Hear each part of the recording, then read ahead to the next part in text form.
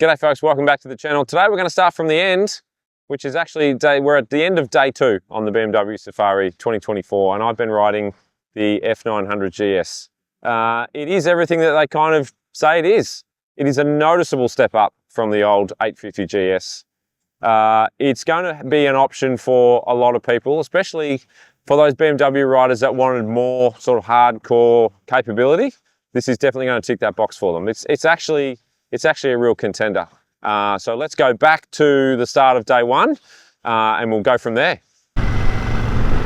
We've just headed off on day 1 of the BMW Safari 2024. We are on the new F900GS, the new and hopefully vastly improved.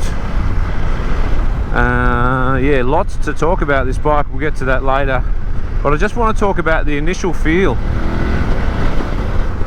I'm very surprised by its willingness to tip onto its side. It feels really, really agile, really nice, very, very surprising actually.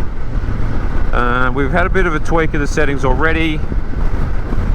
So Miles has already given us a bit of a hot tip in terms of we've got the throttle actually set to its softest rain mode actually, which is probably going to be better for when we get on the gravel stuff. I'm finding it a little smidge doughy on this, but yeah, we'll have a play around with that.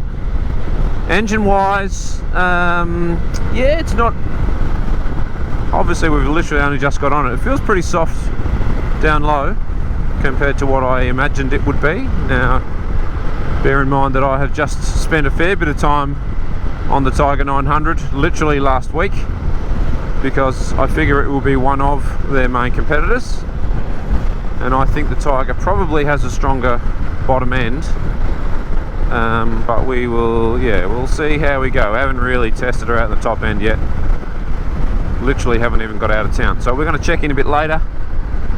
I'm on this, I don't know what colour this is called, this sort of greeny yellow.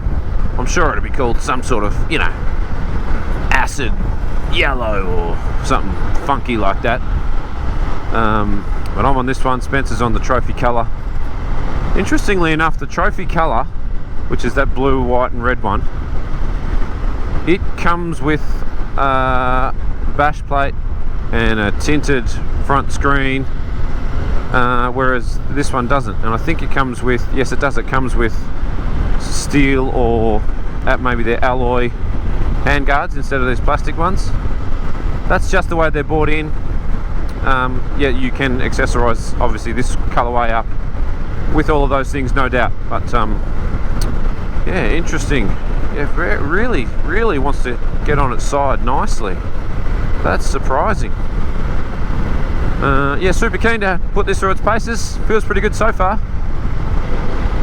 So we're not far further up the road, and I was just playing around with modes. This dynamic mode that I'm in now, which is BMW's sport mode essentially, yeah, this has got a lot more on the bottom.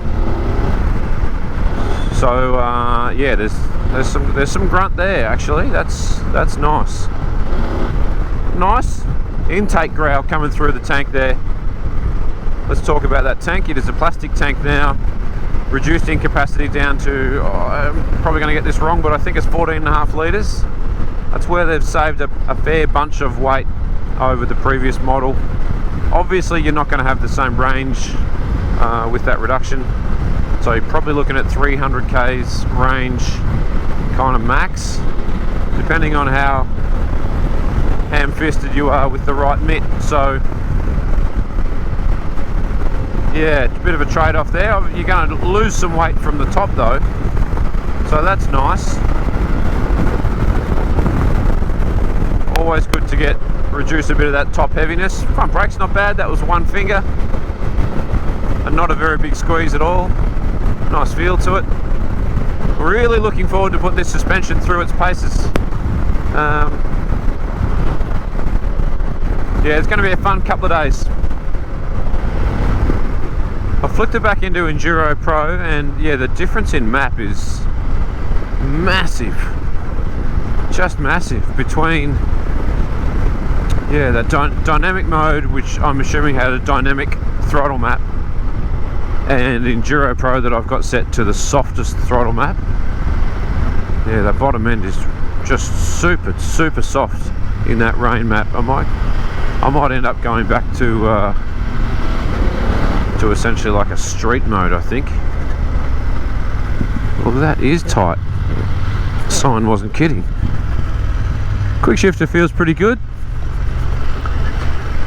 Everything works largely as it should. The brakes are pretty good. They're not overpowering. They're probably not quite as powerful as I thought they might be on the road. Like that was full squeeze. So I reckon they'll be really nice off-road. Really good feel in the gravel, I would imagine.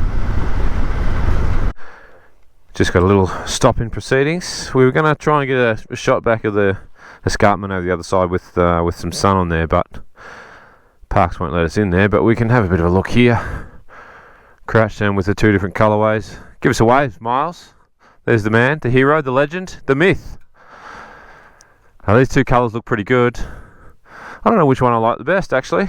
I was immediately drawn to the trophy colourway, but I'm kind of digging this. Do you know what colour that's called? Yeah, I think it's passion something. Passion something. That's hilarious.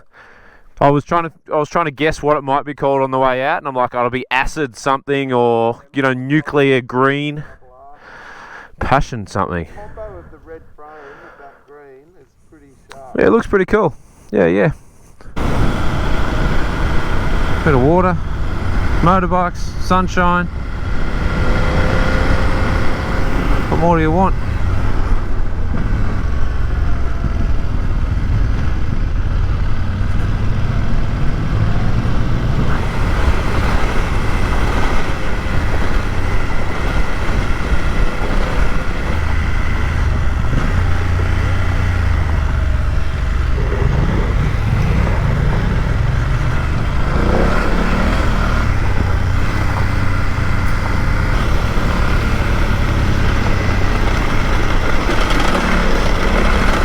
I've got the traction control turned on here. Want to test how it goes. We're in Enduro Pro mode. Pretty much stock suspension settings though. So what I'm finding interesting is just how much it tidies up those tight corners.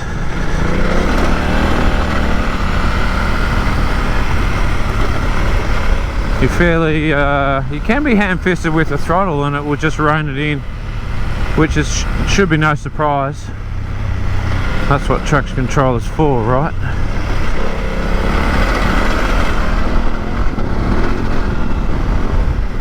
Yeah, so that TC's kicking in and chopping up a fair bit on the corrugations, to be expected.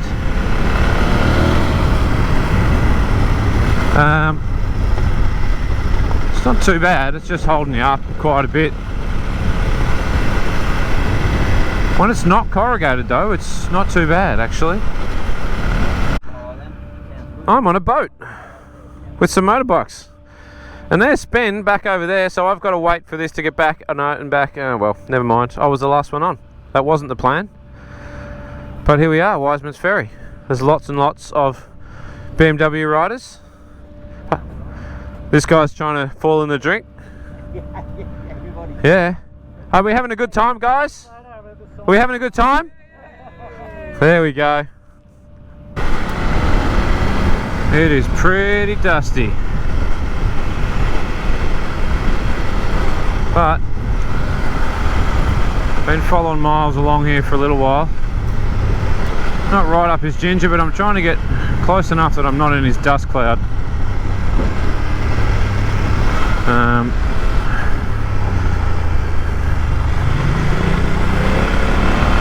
And there is definitely a point where this thing starts to make sense. But you really got to load that front end up with these settings. Thanks, dude.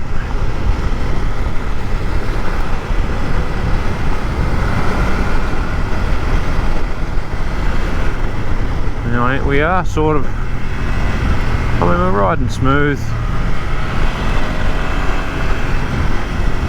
I'm starting to get into the flow though.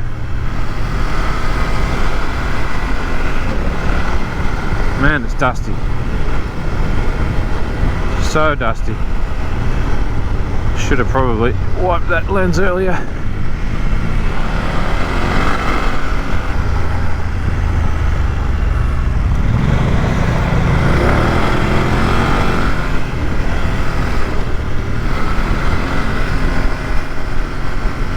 You can see Miles with that same technique there. Get it in, load the front, just get that rear to step out and bring your front around. There we go, mate.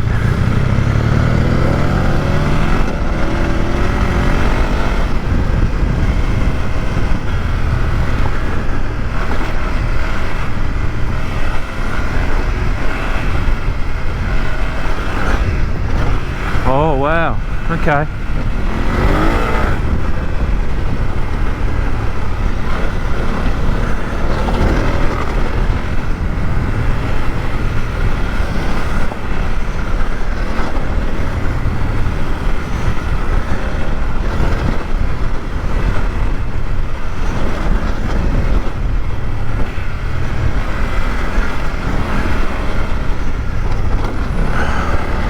Man, that did not bottom out then.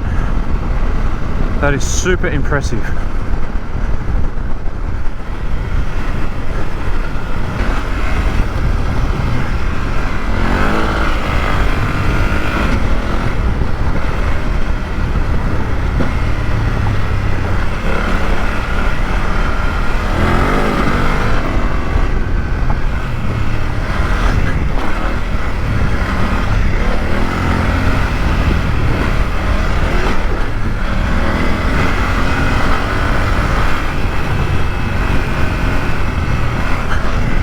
Bang, didn't bottom out.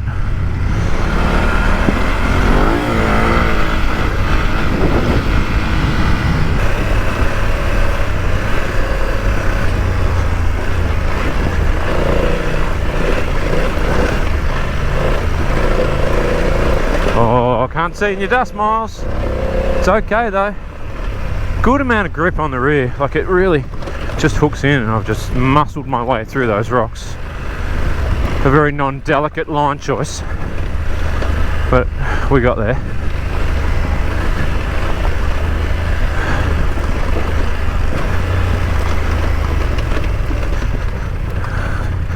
A little more finesse required here. We might go left to that one, and that one, and that one.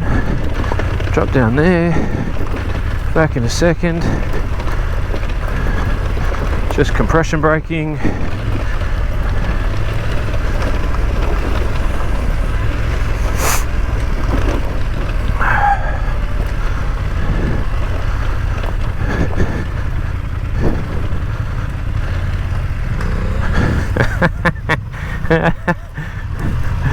Always the hooligan.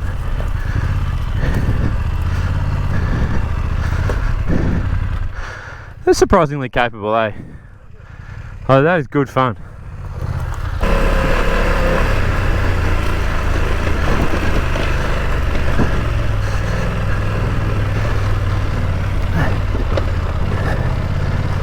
She's nice and chuggy.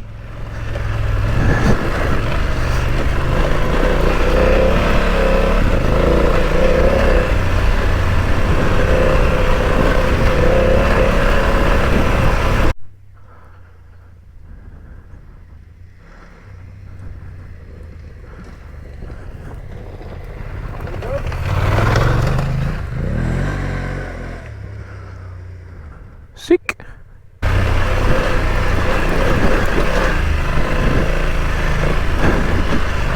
Different line on the way up. Not the best line, but it'll do.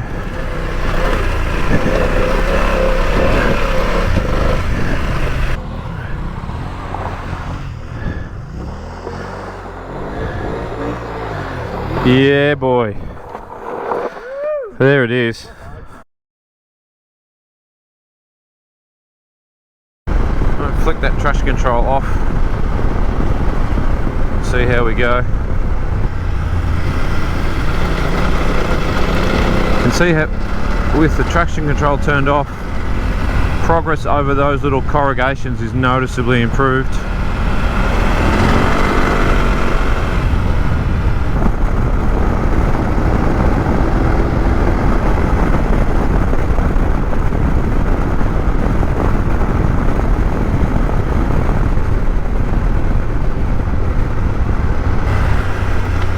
It's just, that is God's country right there. That is heaven. That's my idea of heaven anyway. Oh, a couple of the boys have run wide there. Hopefully that wasn't us. Nope.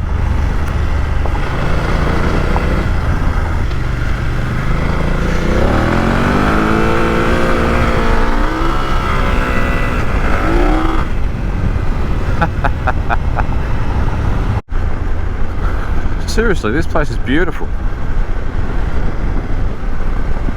Gloucester tops or something. Unbelievably pretty. I'll add it to my list of places that I could retire to happily. I don't know what there is to do around here, but you ride motorbikes. The suspension is soaking up pretty much everything that we're throwing at them. Both ends, pretty good. Like, we're not going flat knacker, right? But we were launching over some water bars yesterday, no problem. Had the occasional unexpected hit, no problem. I wouldn't say it's plush. In fact, I would say it's not plush. I'd say it's alive, which is no bad thing. Really quite communicative. Feels pretty capable though. I'm just on 90 kilos, so by the time you throw on all your gear in a backpack and some water and blah blah blah blah blah, there's probably 110 kilos. You'd be surprised how much all that stuff weighs. And I don't think I'd need to change a spring. If you want to be a hero, you can. But I don't think I'm anywhere near the, not really, near the edge of the envelope. I'd rather it be a little bit more comfortable than stiffen it up a heap. I wonder how slimy this is going to be.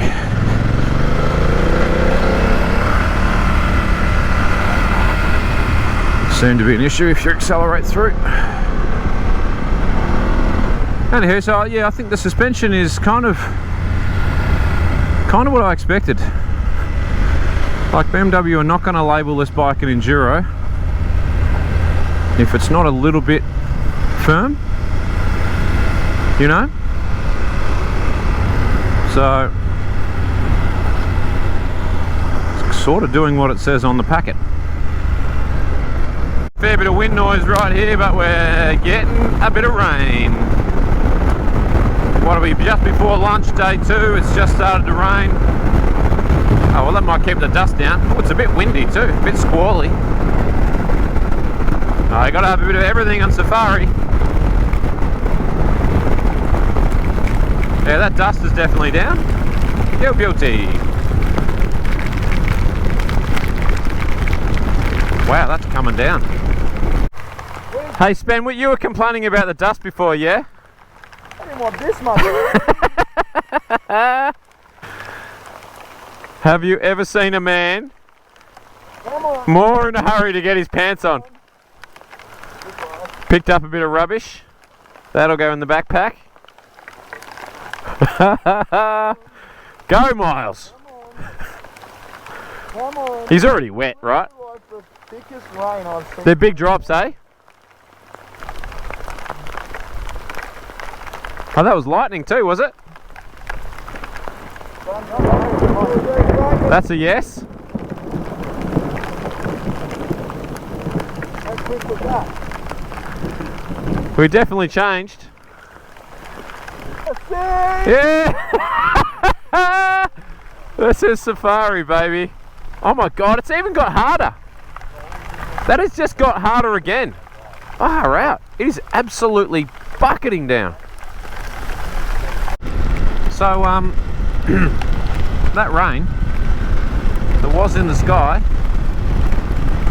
there's not as much of it in the sky as there was before. I think we're going to go back into another cloud burst, actually.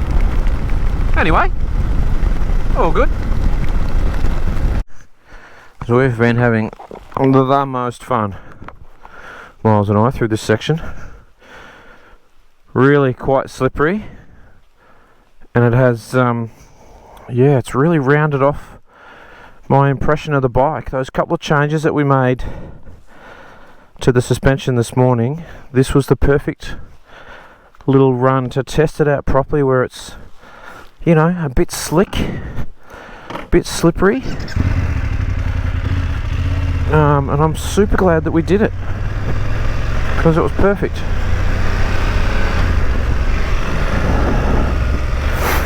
Well, it's just, I'm really starting to gel with the bike. Well, we're not going fast, not going too fast, because it's pretty slippery. I don't know if you can make out how well you can make out the surface. There's patches of slippery clay. There's some patches where there's plenty of grip, and other patches not so much. And I'm just, yeah, starting to really like the feel of the bike. I reckon they've done well here. I reckon they've done well. It won't be for everyone. It's probably not as comfortable as some other options on the road and for your normal everyday stuff. But I think they've got a contender now. Whereas I could never say that about the old 850. It was okay, but it never lit anybody's house on fire. Now, I don't know if it's going to be 890 Adventure R capable. I suspect the answer is no. And it's not as comfortable, for instance, as the Tiger 900. I reckon capability wise it's up there with the Tiger 900, and I would imagine, like the Tiger, a lot of people will underestimate both of these bikes. The downsides, well, the fuel capacity is only 14.5 litres. That will only get you maximum 300 k's to empty, not to reserve, to empty. Realistically, you're looking at 250. Now, there's going to be a lot of people that will just automatically rule it out because of that, and some of that will be a bit unfair, because there'll be there'll be a lot of work or a lot of riding that is done on these bikes. But that sort of range is fine. It's really only if you're doing big out of the way rides that you need sort of 400 plus k's, in which, you know, for the amount of times that you're doing that, you're better off carrying a bit of extra fuel in a bladder. Maybe that's the option that you want to look at. And the suspension is quite firm. It's not plush. It's not a super soft ride. I'm not sure what seat options are available. Obviously this has got the Enduro seat, but I think that's the key here. Alright, the key here is that BMW have thrown an Enduro label at it. They're telling you what they think the bike is. Obviously it's not an Enduro bike to go head to head with the single cylinder lightweight jobbies, but from an intent perspective, you know, relatively hardcore, get out, get rowdy, do some jumps, grip some skids, this is a bloody good option. good points. The engine maps, all of them are distinctly different enough, and I actually quite like, when I say all of them, I like the dynamic map when I'm up for it. I like the road map for normal riding like this, which I'm just going to change to. That's done. And I like the Enduro Pro map. I love the fact that you can smash a button here, down here, and turn traction control off straight away. Oh my god, that is so good. So basically, and it will remember your traction control settings when you go in and out of Enduro Pro while you've still got the key on. So that's cool. What else do I like? I reckon it looks cool too. I really rate the look. It's a very nice looking bike. Also, I want to talk about the traction control. The Enduro Pro traction control, unlike the GS 1300, which I thought was a little bit too overzealous, but I reckon they've nearly got the traction control on this one about right. It's pretty good. You know, when there's hero dirt, yeah, I'll turn it off. But when it's a bit slick like this, I'm gonna leave it on, and I'm okay with that.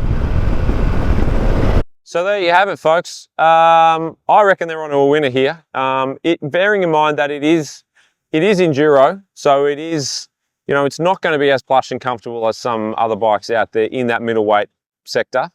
It is limited by the fact that it does have a 14.5 litre tank, so range is going to be somewhere between 250 300 kilometres, depending on how happy you get with the right hand. Realistically, is that big a deal for most riders in Australia? No, but there will be some people that will rule it out because of it, probably unfairly. If you're going on those, you know, once a year trips that you need more than 400 kilometres range, carry a fuel bladder on the back and you can do it. So, no, I think they've done a good job here. This is now genuinely an option. Whereas in years gone by, the middleweight sort of offering from BMW, I probably wouldn't have been able to say that. In fact, I kind of largely ignored it, if you like. No, we had a lot of fun today. I think really the best part of today, the second day, was the muddy, wet conditions for me, which really rounded out sort of my thoughts. We played around with the suspension a little bit, didn't need a lot of adjustment, but it definitely helped. A little bit more rebound on the front. I think we added 4 clicks, 2 on the comp, and we added a bit more preload on the rear, 2 turns of preload. And that really sort of got it into my happy place. So yeah, I think a lot of people are going to be happy with this. And I want to also have a quick shout out to BMW Australia. Thanks for letting us come on the Safari. Superbly organised, superbly run. I wish I could stay for the remainder of the 5 days, but this has given me a taste for the 900, and I think they're on a winner. How good are motorbikes?